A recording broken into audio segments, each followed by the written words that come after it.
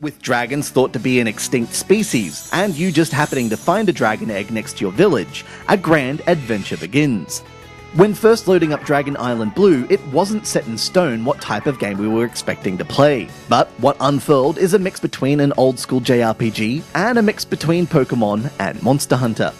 The game begins with you choosing what element of dragon you found out of the 4 elements of water, fire, air, and earth.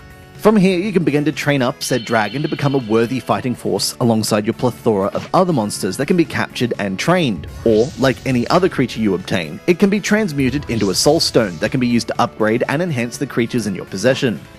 This begins the potential depth of Dragon Island Blue. Entering fights will often give you a chance to capture your enemy as a card, and thus you can choose to fight and train these new creatures, add them to your collection, or use their power to bolster your current fighting forces. Fights consist of up to 3 enemies taking on your team of up to 3 monsters. It's turn-based, with options of attacks, status effects, and defensive maneuvers being available to choose from. These attacks can be accomplished with a swipe, but the reading of these inputs is sketchy at best, so it's probably best to just tap on what you want to accomplish.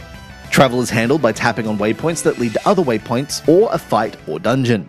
In dungeons, you tap to move from room to room, and there is never any rush to make a decision.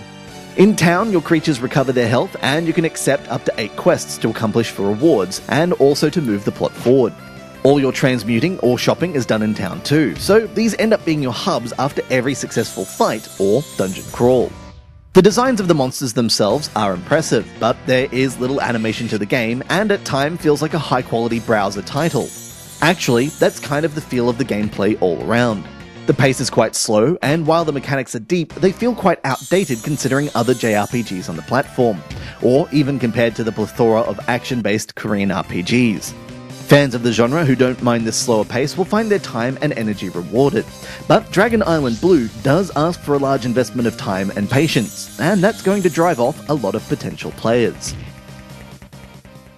This has been Andrew with AppSpy.com. We review, you decide.